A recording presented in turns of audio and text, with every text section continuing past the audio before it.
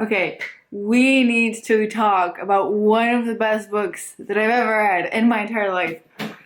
The Invisible Life of Addie LaRue by V. Schwab. We need to talk about this masterpiece right now. Hi everyone, welcome to today's video in which I'll be talking about The Invisible Life of Addie LaRue, my thoughts, my opinions. I made lots of notes on this weird scrap paper as I was reading it, so let's just dive into it, shall we? This book follows a girl whose name is Addie, and she is so done with her stagnant, boring life in the middle of nowhere in France, in Vion, in a small village, and she just wants to be free. She wants to experience life at its best, at its fullest, and she just wants to live. On the day when everything is supposed to go terribly wrong in her life and she's supposed to be given away to a man she doesn't love, she decides to make a deal that she will live forever. But with the promise to live forever comes a price, and the price is that she will be forgotten by everyone she meets as soon as she gets out of sight. So after centuries of not being remembered by anyone, trying to live her life to the fullest, she actually walks into a bookstore and is remembered by someone. And this sets up a chain of events in which she's wondering, what is going on? Is this a mistake? Does it mean that her curse is over? Is she free now? What is happening? This book is so beautifully written. V.E. Schwab seriously never disappoints. Her writing style is mesmerizing. There's no way to describe it. It's so poignant and beautiful. I wouldn't say there's much action in this book. It's not like your typical fantasy story where there's something that needs to be battled, some evil that has to be destroyed, and then everything is fine. It's more of a prose that is weaving times together, different centuries, different experiences, people, and is talking about life in such a beautiful way. It's like a poem in a prose written to artists, written to life, to enjoying it, to trying to make the best of what is happening around you. It's like an ode to artists and to humanity and to people. Seriously, it's just such a beautiful book that is extremely charming. No words will do it justice, and if any of this sounds interesting to you, I highly recommend it, and I will never shut up about this book because it is beautiful. Well, now that we got through the non-spoilery part of this book talk, let me open up my notes. Let's just get right into it. To be very honest with you, I had a lot of trouble getting into this book at the beginning. It arrived on my doorstep and I was really excited about it for a very long time. So when it came in, I felt like, oh, I should read it right now. I should start immediately. And I didn't feel like it, but I didn't know when I would feel like it, and I really wanted to read it. So I started reading it, and I kind of was pushing myself. You know, like, there are these books that you just anticipate so much, so when they come, you don't really know if you want to read them or if you feel like you have to read them just to talk about them, just to love them so much as you hope to. So that's what happened, but then I discovered the audiobook, and then we got to the part that, oh, actually I don't have to not spoil it now. We got to the part when Henry appeared in the story, and that felt like, yes, this is where it's actually starting. This is what I'm here for, and I want to see what is happening. I felt like the beginning was kind of slow, and maybe that's what put me off. I really enjoyed her talking about these experiences she's had, and see the story unfold was great, and see how she came to make this deal. But I was just waiting for her to come across someone who remembers her, who was Henry, and that was sort of where the book started to me finally, when it started speaking to me, where I started loving it, and when I started connecting to the characters. So throughout the book, I've grown to love Addie's independence, Addie's love for freedom. She's such a free spirit, and she's such an artist, has such an artistic soul, and just longs to speak her stories, to tell her stories from different forms, and she's so drawn to different forms of art, and it is just so beautiful and so comforting to read about, because this is something I resonate with very much, and I'm sure that many book lovers resonate with as well. Just the the longing for stories and the adventures that are hidden beneath them. So I really love this quote. Books, she has found, are a way to live 1,000 lives, or to find strength in a very long one. Which is also really, really ironic, because she's living this very long one. I mean, very long life, and books are something that she finds comfort in. She confides in them, and that is just my book-loving soul is happy reading this. Even before I actually started relating to Addie so much and I started feeling for her and being so engaged in this novel, I felt so much grief and pain and loss in her words, and the writing style is just so impressive, and so, like, wow, the way that V.E. Schwab managed to capture all these emotions of pain, of mourning, of the loss of her own freedom are just so amazing. And in the part where she was talking about, Addie was mourning the fact that she was going to be married, though she didn't want to, and it felt like she was trapped in a cage that she couldn't escape. I just felt so sad, like deeply sad, because I felt like I'm sharing her emotions. I mean, I'm not in a similar position, but I just needed to tell you, this book, the writing style just makes the whole thing so realistic, so emotional in this part, so emotional. Can we talk about the time, oh gosh, what was his name? Fred, yes. So he was just so cute, and I don't know, adorable, and I just really wanted him to be happy, and I really hope he managed to finish this series, because he was trying to finish the series before he dies or something, I don't know. So at this point I really started to actually like Addie. It was a bit confusing because at first I was not really okay with her stealing and all this stuff, and I wasn't sure what was happening, but she actually returned that book to his bookstore. If she had not returned it, I would be really pissed off, because I want Fred to be happy. He is the best. Like, he has to be happy, or at least he has to be content with his life, and he can't have books stolen from him. She was so kind to him, and my heart felt so warm reading this part, and she left him his favorite muffin. Like, he won't even remember it, he won't understand why this muffin is there, but she thought about him. She just stopped feeling like a stranger when she acted with kindness towards Fred. So it's really funny, because at the beginning I didn't realize that this book is so well thought through and so well written, and every time something really clever would appear, like the bird from the drawing in the first fragment would appear somewhere in the story, I was like, wow, that is super clever. But as we progressed, there was so much going on that was just like mind-boggling. Like, how did you think about this? How do you come up with something so brilliant and just move it into the story and here and there? And I was just so amazed that I stopped writing it later on. But yeah, I really appreciated the drawings. And the sort of art at the beginning of every fragment, I mean every part, I guess.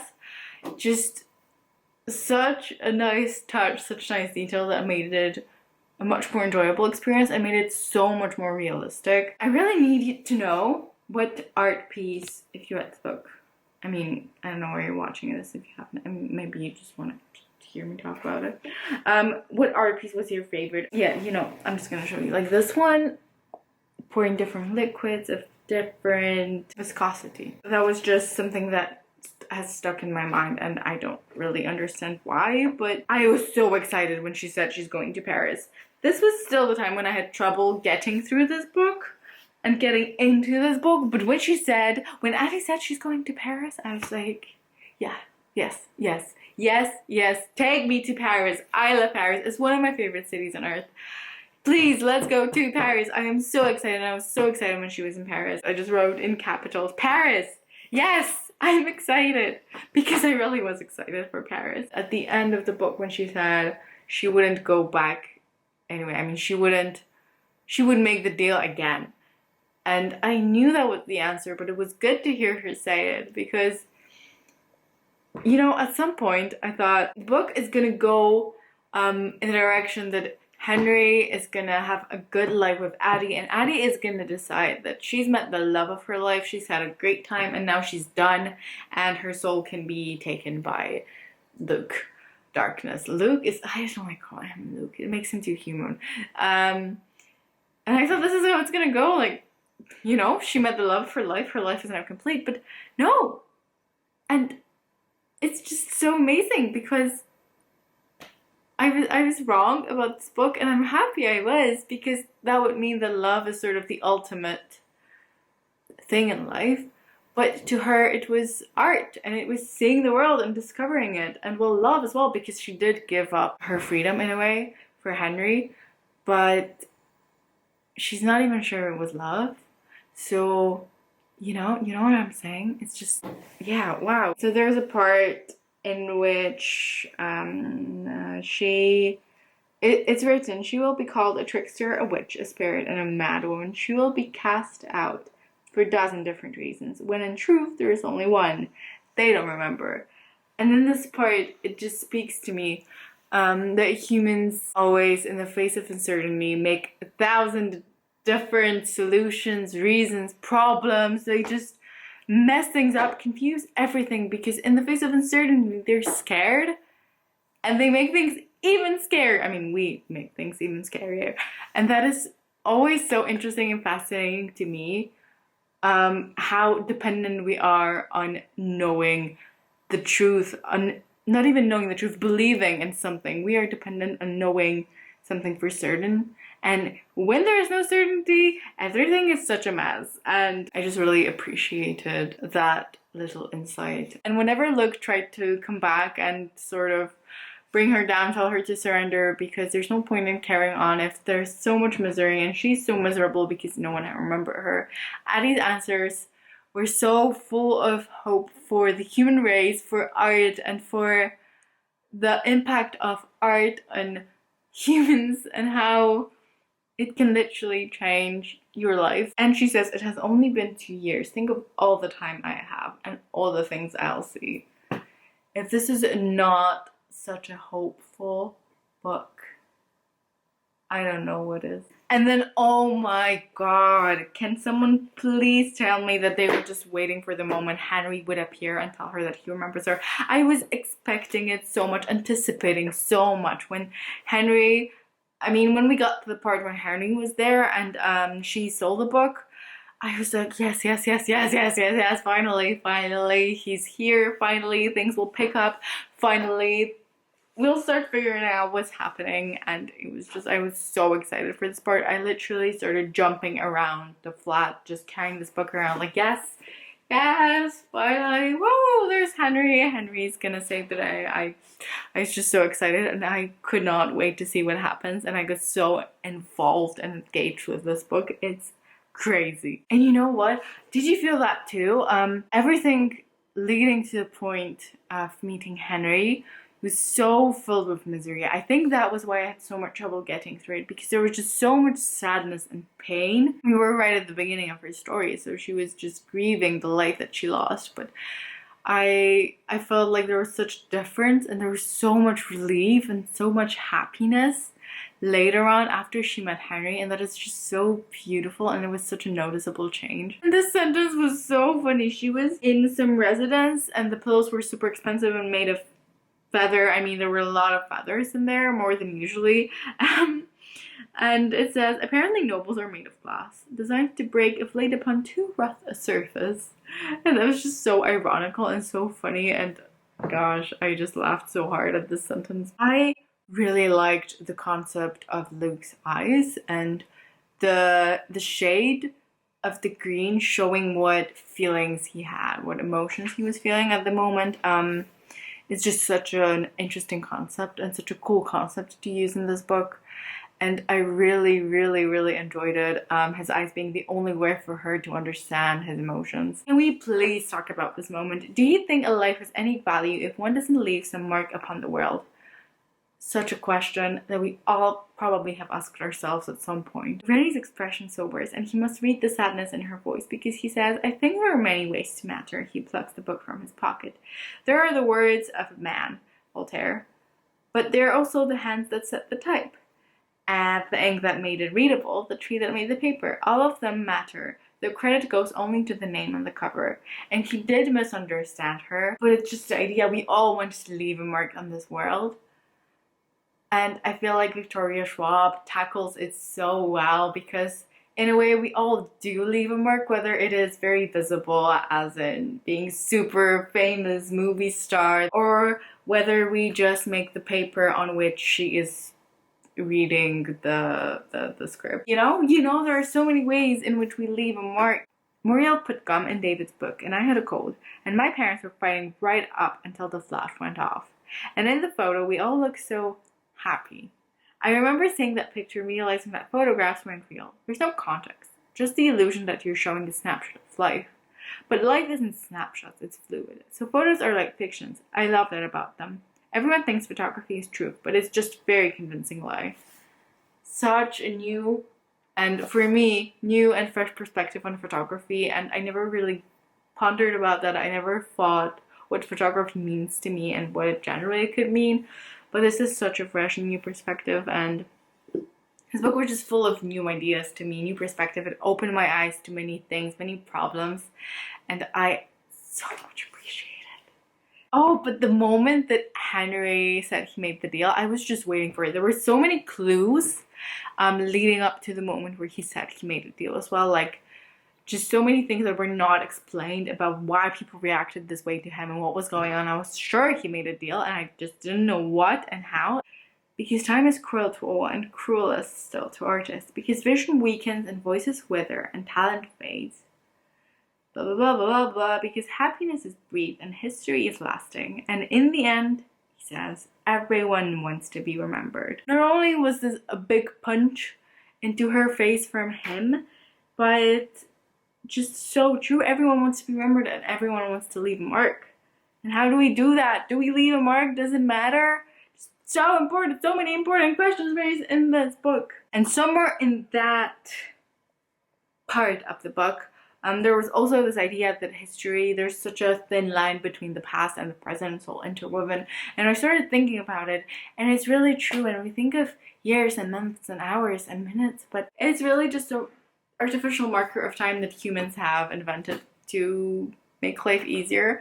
But it's not like yesterday is so far away, and it's not like it's not connected to the present and everything is connected to the present. And it was just such a mind-boggling idea, and I was like, wow, what is happening? Part 5 had the title of Do Not Pretend That This Is Love. And I'm still thinking about this title because when I read it, I thought, please don't tell me that what Henry and Addie have is not love. But then it turned out to be more focused on and more referring to Luke and Addie. But I feel like it was also referring to Henry and Addie, because I don't think this was love. It's really hard because, like, if he's the only one except Luke that remembers her, she doesn't really have a chance to have any connections with anyone else to see what actual love is. Whatever they had, it was very cute, and I very, very, very, very much liked reading about it because it was just so, so sweet. And then the journals! I didn't realize that until the very end of the journals. There were 7 of them, 6 of them, and as many parts as in the book. When he started reading the journals and they were connected to the book, and then everything started making sense because this is the book that Addie wanted to write, and she co-wrote. I mean, Henry wrote, like, physically, but she wrote it because it was her story. And imagine if on the dash jacket it just said The Invisible Life of Addie LaRue, and it would be no V Schwab, and it would be like in the end of the book where it was actually published and Addie was looking at it. Wow, I just love this book so much. There's no clear plot. I mean, there is a plot, but it's not the sort of standard fantasy plot that you have, not the sort of focus on trying to defeat some evil, and there's no clear line between good or bad, which is always something that I really, really love in books. This was an amazing read, and I cannot emphasize that enough. I've loved every second of it right after the moment when we met Henry. Okay, I think I hyped it up very much right now, but I'm partially very relieved that I got to love it as much as I had hoped to, and just partially, mostly, extremely overjoyed and happy that I found a new favorite that I predicted would be a new favorite and is a new favorite because V. Schwab never disappoints. And this is such a long video, and I still hope you somehow managed to enjoy it, and I'd love to know your thoughts on the book. Definitely, I'll never stop talking about it. It's so amazing. It's a new instant favorite, and I just love it so very much. And that brings me to the end of this video, which I hope, once again, you enjoyed. I hope you will read this book, pick it up, or give it a go. Yeah, I hope you're doing well. It's such an abrupt way to finish. I hope you're doing well. I hope you're staying safe. I hope everything's okay. Stay safe, take care. See you in the next video, and I really hope you pick this book up because it is amazing. Okay, bye.